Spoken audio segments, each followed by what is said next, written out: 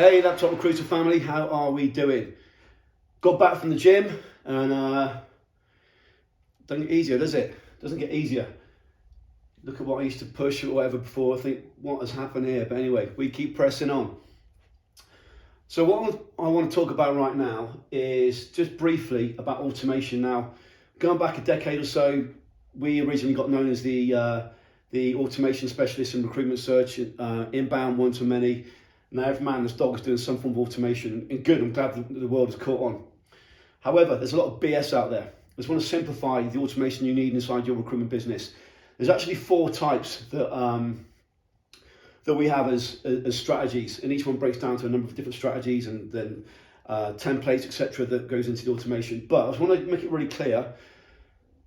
There are 2 types you should always be thinking about, from a base level. So you're a startup recruitment business, or you might even have 20, 30, 40 desks, but you're not really leveraging automation. There's really 2 types that you want to be thinking about at all times, okay? So just to be clear, you can automate anything nowadays. You can automate absolutely anything nowadays. So be aware of the white lie that automation saves you time. Every cause has an effect. So if your time is spent on trying to build this automation thing, your time's not spent on another task. So in accounting terms, the opportunity cost is vast. So I think I'm the most disciplined, lazy person in the world, or the other way around. I want to get to my outcome as quickly as possible and make sure that it stays. So I have been doing digital now since 1996. It's all I've known. Recruitment now for over a decade. And I've said this many times. If it's the first video you see me on, how you doing? If it's the 100th, how you doing? The thing is this: when I came into recruitment, into search, it was like the wild, wild west. And as I said on a video the other day, it's like it's regressed in the last year or so. Since what's happened, everyone going online, there's a lot of inadequate, undefined, unproven advice saying do this, and a lot of it hopefully is done from a good intent. But again, those who are in my ecosystem, who we work with, my outcome is on them, and it may be you in the future. If not, hopefully you get some good advice, good direction from this also, which I'm sure you will. So remember what we're looking to do here. When we talk about automation, we want to save time. We want to get to our outcome. No, what you want is you want to take your business from 500k to 1 million. Or you want to take your business from 200k to 700k, or you want to take your business from doing 3 million but only making 300,000 profit to doing maybe 1.5 million and making £1 million profit. I don't know what your position is, but never forget what the outcome is. It's about getting paid. Now, getting paid falls into 2 brackets. Number 1 is you're creating a cash machine, i.e. you're creating a business that creates predictable cash each month, each quarter, each year. That's number 1. Number 2, in parallel with that, you're creating an asset you can sell or exit. So when you exit, you might exit as a sole business, or you might exit it and it might become one of 4 or 5 other businesses. But either way, remember your outcome: get paid. Too many people get lost in the shiny object. And believe me, talking to the worst person at that. We spend over 10k a month on tools. So I'm the worst person at that. But it's done with an outcome. I understand what works, what doesn't work, what we can bring into recruitment. So with automation, we want to be thinking about your business, and the outcome is getting paid. Now, with automation, what we're really looking to do here. So there are 4 types in my world of automation, but if we really think about what we want here, what you want, excuse me, qualified leads en masse. So qualified roles en masse. And what that means is when they appear in your inbox, they're qualified, meaning they're hiring. The objections that they've got about you, or we've got another business we work with, etc., they've been overcome. And that normally would take between 1 and 3 messages. But that first part of the process to get that response is down to automation, okay? The second thing you want is high caliber candidates. So not just candidates, but high caliber candidates. So the video I did earlier on LinkedIn was saying, right, if you want to get to 1 million, that's only 50 placements of 20k. If you break it down, it's not a biggie, is it? If you actually break it down, the problem that everyone makes is they try and get a bigger net and go into more niches, when in fact the truth is in the opposite. Now, we want qualified roles and we want matching high caliber candidates. That is it, okay? That's what your automation needs to deliver. So in terms of what we want as an outcome for you in your daily operational side of running the business as an entrepreneur, we want to be rhythmic, i.e. it happens every single day till we get to the point of having predictable numbers. So when we have members who go from doing 100k a year to doing 2 million a year, bullshit, Andy. Fine, go and speak to them. Absolutely cool. Be respectful. But the point is, what these people get is we're being rhythmic. We're going through a process of we take an action, which in this case is we run an automation, and then what we do is we get feedback. We get feedback, and the feedback is a metric. So, for example, let's say that we've segmented our data into, say, 337 clients, and then we sent it out with message 1, and we got a response rate of 20%. How about if we tweak that message, or the open rate was only 15%, we tweak the subject, or maybe we segment our data better, maybe we do more analysis on the avatar. There will be something there which is easily fixed. And that fix is going to be about 15, 20, 30 minutes. Then we run it again, and we get another set of feedback, and we go through this cycle, and then normally between 4 and 8 cycles, you've now got something you can run probably for the rest of the year. So you've got 4 to 8 weeks of work, but then your work platters off. But what actually happens in terms of like your finances is this. So when we talk about automation, what it's not is just pressing a big red button. Because at the end of the day, Darren Franks, if you don't know Darren, go and find him on Clubhouse. He's all over that now. He's all over the place. Darren's actually one of our members who is actually now getting paid to go and speak at events. And when Darren joined us 3 years ago, Darren and I spoke the first time, and me and Darren, I thought we were butting heads, but all he was doing was challenging me, because he came as an advanced recruitment person, and he was just challenging me to make sure I knew my shit. And what Darren said at one of our events in London, he said, listen guys, always remember this, we're doing one-to-many strategies here. We're doing one-to-many strategies. And always remember this, you're actually dealing with a human at the end of the day. So what recruitment people often do is they go into automation going, right, if I use this tool, it will solve all my problems. Bullshit. It will fast track fuck ups. So your business comes down to message, mechanism, and market. Now we're talking about the mechanism of automation. It's only one little part of it. So a tool will not save your ass. If you've got the right templates and the right understanding of your avatar, you've got 2 components. And then if you've got the right market, i.e., does my message match my market? Bingo. Now we're in the place where we can operationally 2x, 3x, 4x, 5x, etc. But that is why most businesses nowadays screw up, because they think automation is going to save their butt. No, it will fast track failure and fucking up your brand if you do it incorrectly. Message, market, mechanism, the 3 M's. I should trademark that. So we want to be rhythmic. It happens, it's predictable. What we don't want, what I often see, is when someone comes to us, they've been like this for years, feast and famine. Andy, I've been following you now for 8 years. Now's the time. Well, why didn't you come before? Well, we've always had a good 3 months and a bad, whatever. But this last 6 months, it just hasn't turned, and pretty much there's been no predictability. So we want to remove feast and famine, and automation can do that. We want to remove stress for you. So I'm a massive believer that if an activity happens once, twice, 3 times, it should be in some way systemized, meaning either automated with a tool or it's taken out of your hands. So you want to reduce your stress. Now, when you get this on point, you're going to get paid more. And you're going to get paid more because your business will start to skyrocket. In terms of conversion, i.e. conversion means changing a few words as opposed to doing a call or training someone. And what it also means is the volume you can put through will increase. There's only 2 ways you can grow your business. One is increase conversion. 2 is increase volume. That is it. And your recruitment business, or your search business, or your staffing business comes down to a number of milestones. And at each milestone, either increase conversion or increase the volume. Now, automation needs to fit into that. So conversion is messaging. Volume comes into market and mechanism, i.e. automation. So we want to get paid more, we want to close more with less effort. Now, back to the starting point, automation. But it's important you get this, because I've seen businesses invest in all sorts of things. We had a member in our group about 3 years ago, really good guy. And when someone joins, say, right, this is your roadmap. These are steps you're going to go through. There are 100 strategies in this program. You're going to use these 3. These are the metrics you need to be on top of. This is what your operational day needs to look like, okay? This is the tool you're going to use.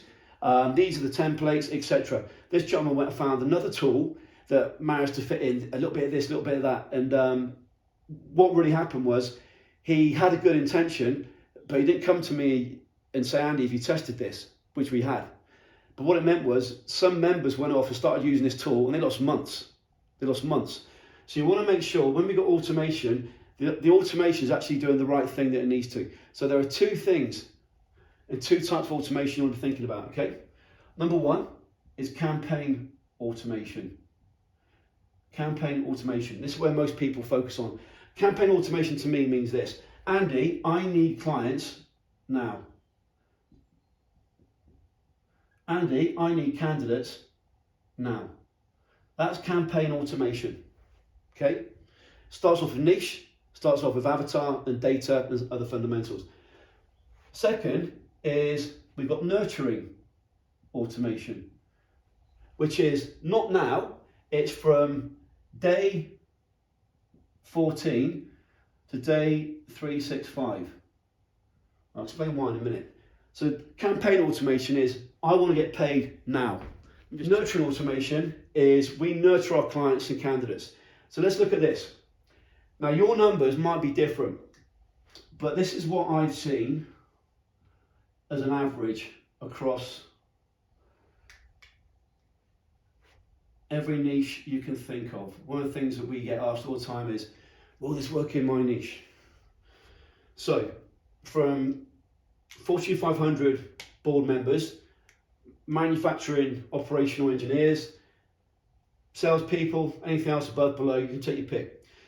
From a client side, and again, it might be different in your niche. Generally, there might be 15% of clients in your market right now who are hiring or about to hire.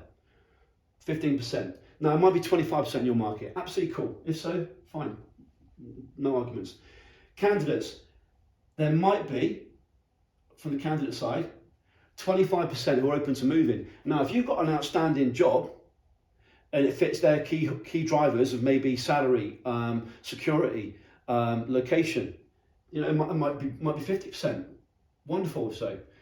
But we need to be real about what we're dealing with. So with automation, we want to flush out the 15% for you.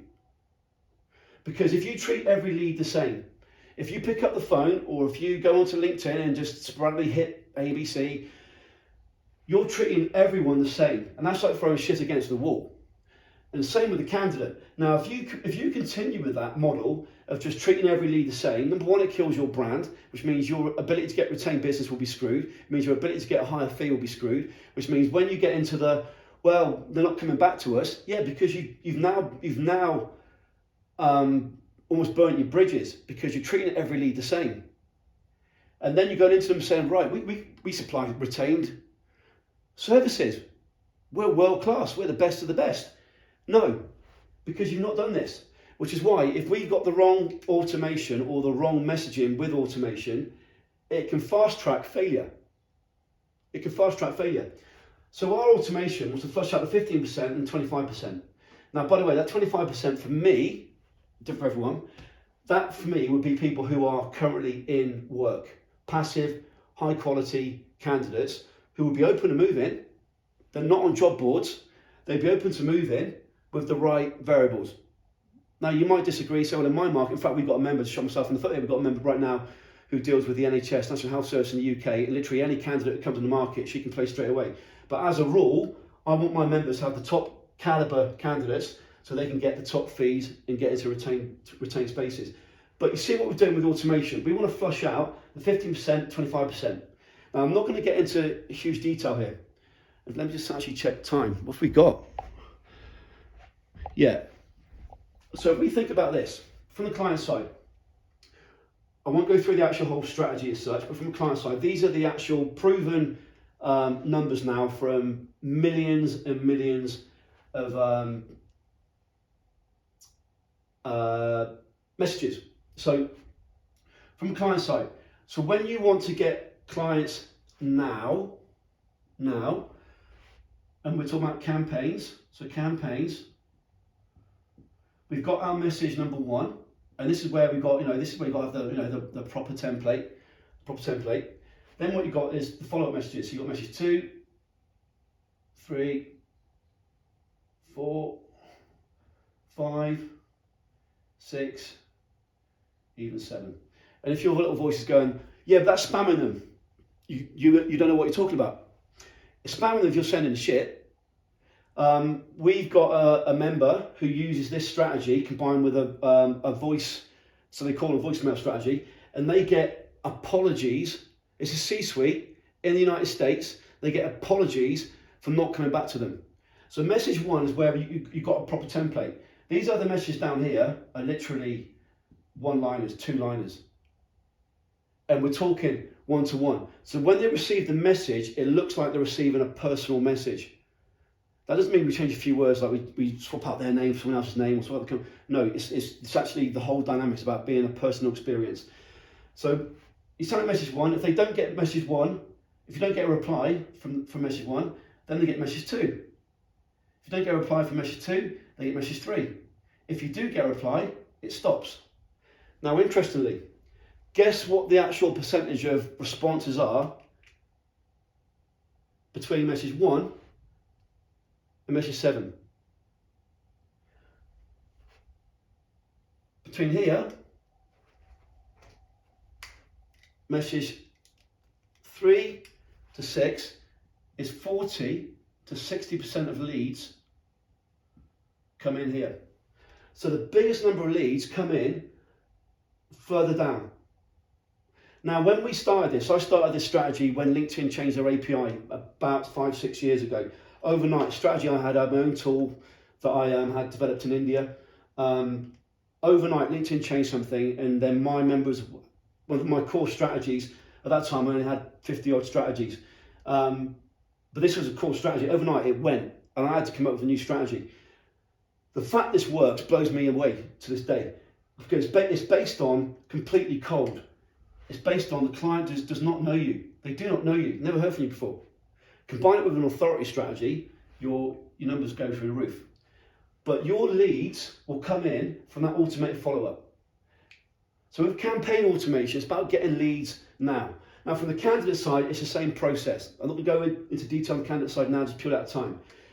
What I'm going to do is go into the second core automation you need to be aware of. So nurturing.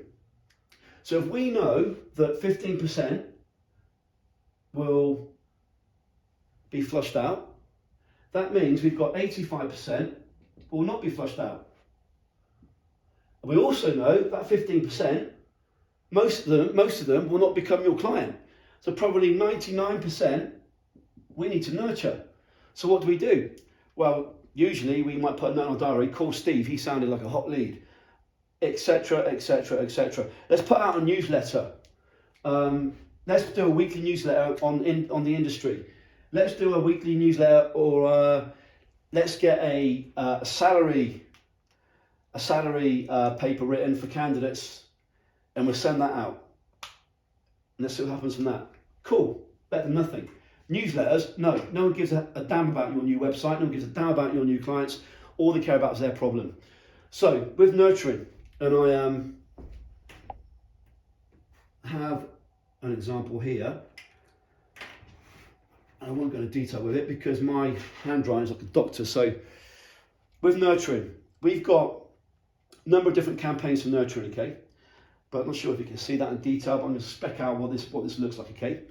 So when someone comes into your ecosystem, with a campaign, they become a prospect, moving to get into appointments, etc. Or if it's candidates, the equivalent of candidates. Now with nurturing, what we want to do now is nurture them for the next year plus. But the first 14 days are incredibly important. So day 0 to 14, you want to be focusing on, they've come into your ecosystem. So they will have checked out your LinkedIn, they will have checked out your website. So we got day 0 through 14. Now in here, there are 5 core fundamentals that you need to do. First thing is, you need a you and me match, which basically who you are, your credibility, and why you're a match for them. Then what we've got throughout here, we've got hot button 1, hot button 2, hot button 3. So say for example you're dealing with candidates. Hot button 1 would be, right, the biggest challenge right now to Java developers in New York is the deflated number of projects coming onto the marketplace, which in turn means salaries being reduced. So if hot button 1 might be about salary, don't fear. We have partnerships with the top 6 of the top 10 Java development project owners in New York City investment banking. Our salaries are actually 18% above average, etc., etc. So hot button 1 for them might be salary. Hot button number 2 might be around location. You want to stay in New York or working remote. Number 3 might be around security. So what we do is these are going to be communications around their hot button. Now this actual template here breaks down to another set of steps. It's not just an email. It's again that breaks down to another template, and then that ends up with them going into your diary. Got hot button 1, hot button 2, hot button 3. Now what you do in this 14-day period also is you do what we call an SPER email, short, personal, expecting a response. Hey Steve, just checking in. I can see that you're intrigued by the salary component to Java developers in New York. Anything I can help you with? Any particular questions? Now this is all automated, set up once. So SPER. So that comes. It looks like you made a personal message. So this now gets into your inbox, and you do multiples of them. So the SPR, this then goes into your inbox. You get a response in your inbox. So now you're starting to get appointments. But the back end of here is also driven to get appointments. So that first 14 days is when they're hottest. Now, we've got days 14 to 365. So in here, we've got more nurturing. So in that period then, this is where the real nurturing is. Now remember, in the next year, it's probably likely this 85%, this 75% will be open to moving, or they'll be hiring. So in here, this isn't just about sending out crappy newsletters or you had your website done. They do not care. They don't care.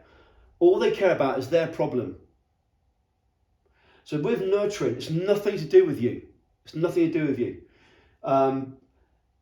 It's about their world. So this comes back to my niche, who's my client, who's my candidate, what are their problems, who's my avatar, etc. So this nurturing here, again, this from day 14 to 365 is evergreen. So if someone comes into your ecosystem, say now, you might have the first 14 days based on the economy as it is now. And you might change the first 14 days in 6 months' time when the world's different. But from days 14 to 365, this should be evergreen. You don't change it. You don't piss about with it. You don't have to have new content writers, because it should be evergreen based on them. But this first 14 days, you might change it every 6 months, depending on what's going on. But again, what is a deliverable?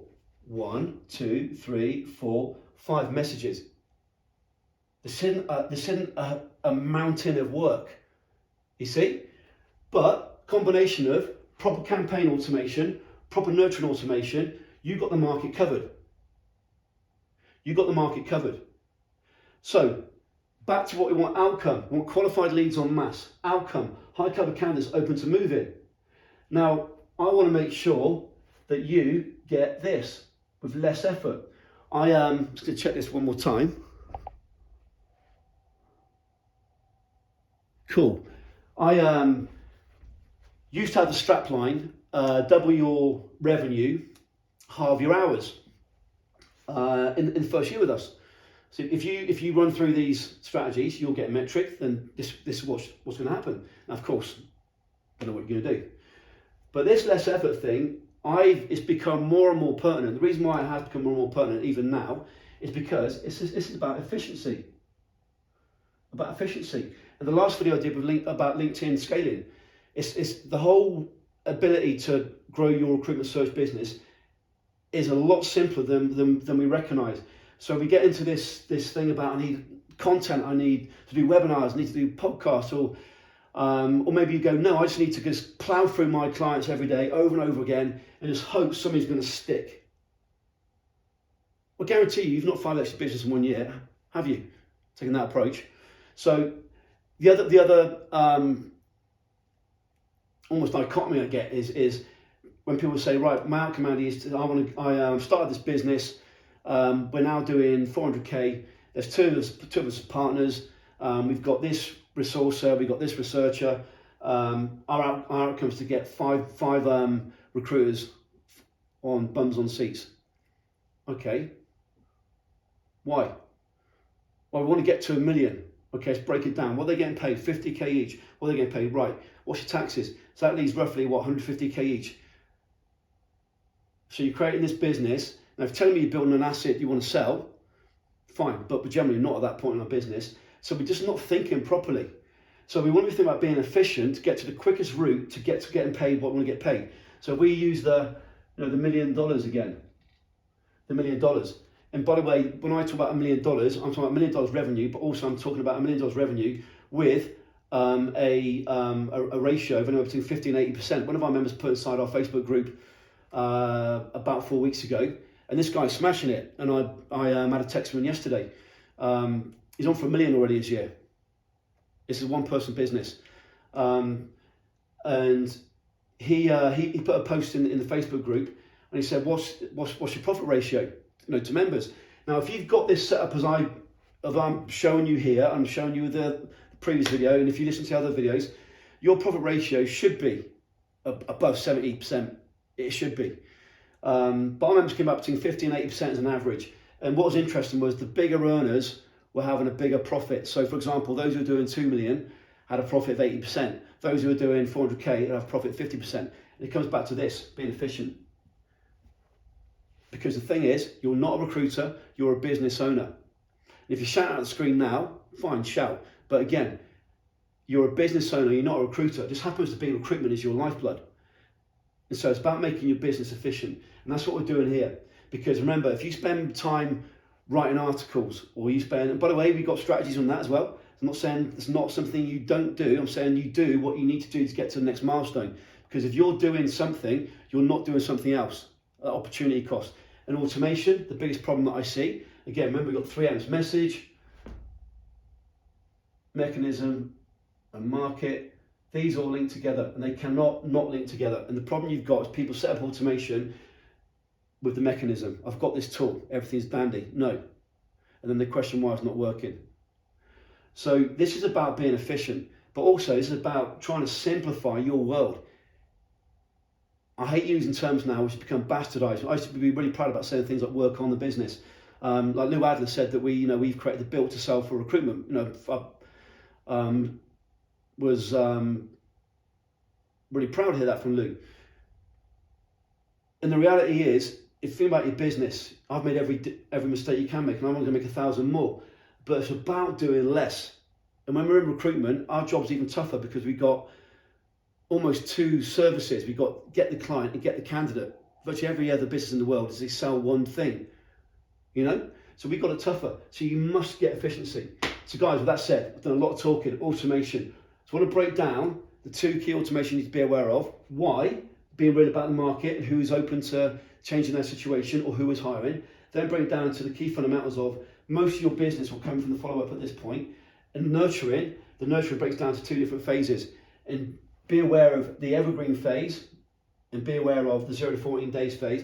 And also be aware of bullshit like, say, writing newsletters, etc. No, it's about them. So guys, with that said, I want to give you a helicopter view of automation and what's important to you.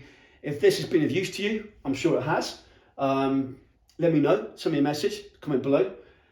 If you want to know more, send me a message, book into our diary, or go to our podcast, go to iTunes. We've got about 150 odd podcasts in there.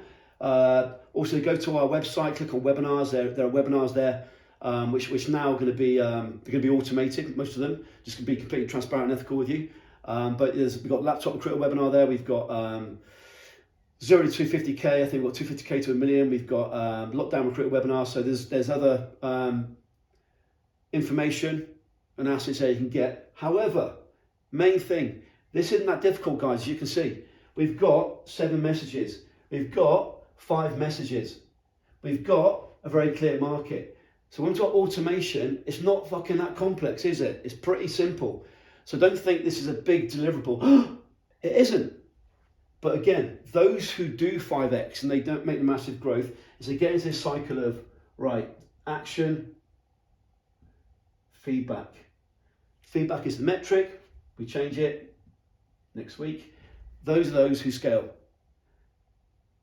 So with that said, Andy Whitehead here from Laptop Recruiter Facebook group. If you're not in the group, head to Facebook, Laptop Recruiter, and I'll see you inside. Send me a message, let me know your thoughts. Let me know if